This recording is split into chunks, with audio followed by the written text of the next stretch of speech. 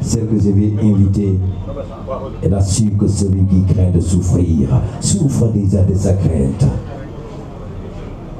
Il faut recevoir sa part de torture pour mériter son heure de gloire. Et voilà donc, avant tout d'abord, bonsoir, le PDG de Akassa Holding, j'ai nommé le grand frère de Miyagissé. Rebonsoir, alors le grand étudiant, le conseil spécial, alors de Miyagissé, et alors Madame Diallo, bonsoir à vous. Et je disais tantôt, je vais juste présenter et inviter alors ma sœur de valeur. C'est l'enfant prodige de Tambacounda, c'est l'enfant chéri de Tambacounda.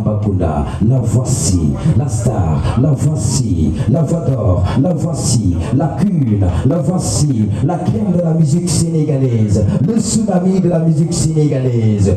Oui, notre Nyanjo national, notre Chris, Mbappé. Et alors elle est là, je vous nomme le tsunami de la musique sénégalaise, la voix d'or, l'international, celui national et international, j'ai nommé l'exceptionnel, excepté parmi les exceptionnels, l'international, Miyagissé. Sous vos applaudissements, alors on applaudit très très fort pour Iliana du Sénégal. Machallah, jërëjëf. Tubaarkalla présentation bi am na maanaam. mbooloo mi ñu ngi nuyu ñëpp di am contentement vraiment ci seen teewaay di kontaan bu baax a baax ci présence bi ngeen xam ne def ngeen ko. balaa ñuy door waxtaan wi dañuy dalal suñu artiste ñoom Mia di remercier bu baax a baax toute l'équipe di ko jaaree ci PDG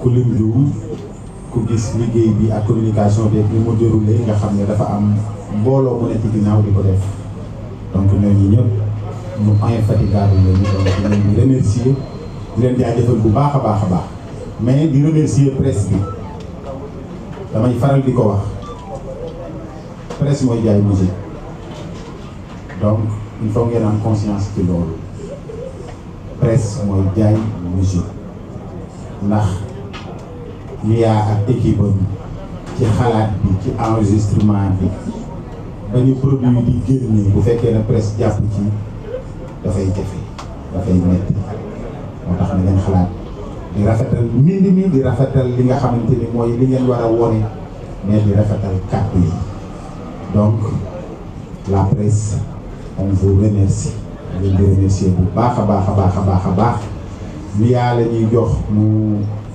tàmbali li nga xamante ni mooy conférence bi ku wax conférence nag wax ay mbëbët yi nga xamante ni moom lay mbind gi war na ko wax jëmale ko ci yéen ngir mu jaar ci seen micro yi ak seen caméra yi ngir Sénégal dégg ko àdduna dégg ko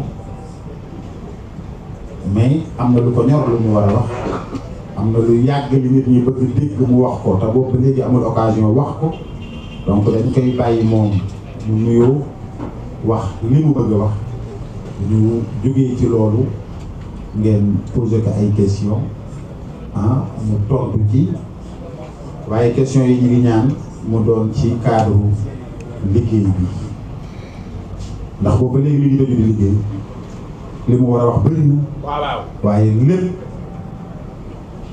li ci gën a am solo mooy li mu séq ak Sénégalais yi mooy liggéey bi muy def jëmale ci carrière am war koo présenter Sénégalais yi donc ñu ngi leen di ñaan rek ñu resté ci cadre boobu waaye waa Ngéwël jërë ngeen jëf Ismaïla Mbaye ak Modou Mbaye les animateurs sont là Padros jërëjëf Ahmed Ndoye gars yi nga koy bëgg nangu ci ñun mais duñ ko bàyyi mu dem gars yi jërë ngeen jëf donc notre Mia national à vous la parole.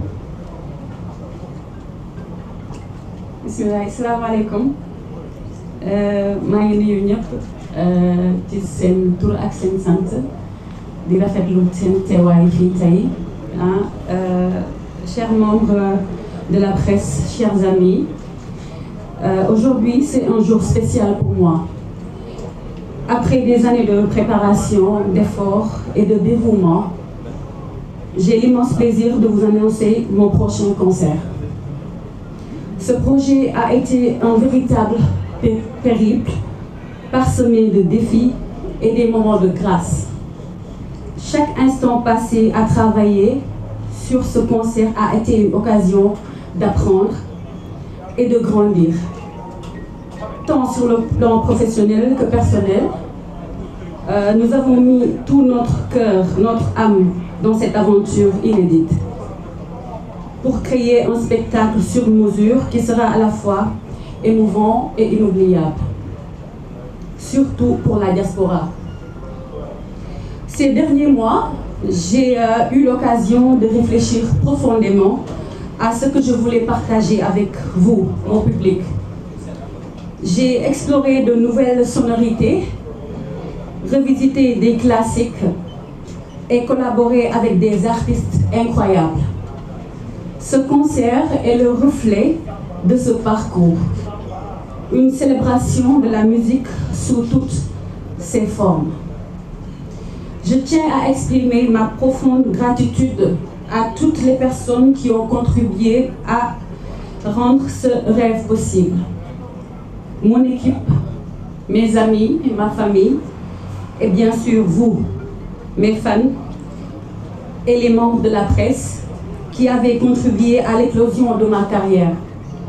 Votre soutien indéfectible a été une source constante de motivation et d'inspiration. Je suis très impatiente de monter sur scène et de partager avec vous le fruit de ce travail acharné. Ce concert est plus qu'un simple événement. C'est une rencontre, une fête, un moment où nous pourrons tous nous retrouver et vibrer ensemble au rythme de la musique sénégalaise. Merci pour votre présence aujourd'hui et votre soutien. J'espère vous voir nombreux lors de ce concert pour que nous puissions ensemble vivre des moments magiques. Alors, je vous invite à regarder ensemble le teaser du concert de la Teranga au Casino de Paris le 27 septembre 2024. Le 7 septembre 2024. Merci.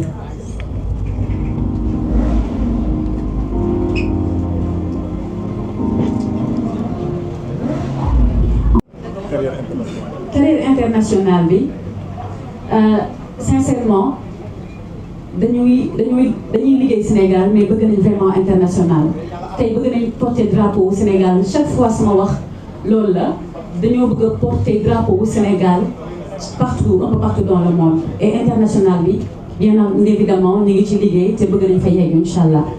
Deuxième question bi challenge yi c'est un énorme plaisir honnêtement. Je pense que gauche droite ñu ngi am 10 millions de vues je pense qu'on dugg nañ ci en un mois c'est énorme ça veut dire que les Sénégalais aiment et tey kontaan naa ci bu baax a baax gis nañ ma jàppale liñ ma supporté lu ma génni rek ngeen challenge ko franchement on ma seen fay.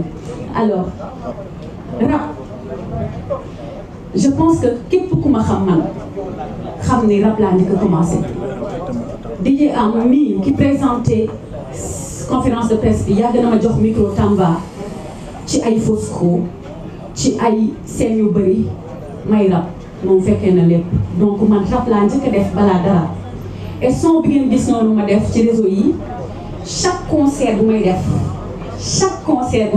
dama koy woy peut-être jour boobu ngeen koy soog a gis bëgg ko partager bëgg am lu ngeen ciy def man je ne suis en concurrence avec personne. Je suis en concurrence avec moi-même pour avoir une meilleure version de moi. Man sama bopp laay concurrence ma kenn ñi fi nekk yëpp sama ay yaay lañ sama ay tante lañ sama ay rakk ñoo fi nekk wax dëgg yàlla concurrence ak kenn su ma demul tàllal leen loxo ñu ñaanal ma duma concurrence ak ñoom ñi xam ne nag génn bi kenn moomu ko heure bu ma neex dinaa rap heure bu ma neex dinaa woy traditionnel heure bu ma neex ma def lu ma ci sax waaw ñu jàpp ne du defuma ko pour dara concurrence ak kenn clash ak kenn damay liggéey sama yoon laa nekk